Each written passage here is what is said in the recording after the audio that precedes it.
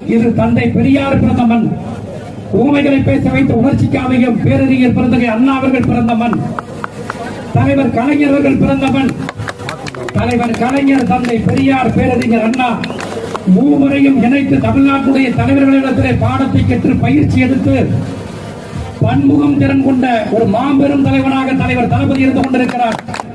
கோவையிலே சமீப காலமாக மதவெறியை தூண்டிவிட்டு பல்வேறு அராஜகங்களை செய்து எப்படியும் ஒன்றிய பாராளுமன்ற தேர்தலில் ஒரு மோசமான பாசிச வெறி பிடித்த ஒன்றிய பாஜக அரசு வெற்றி பெற்று விடலாம் என்று சொல்லி மனப்பால் குடித்துக் கொண்டிருக்கின்றார்கள்.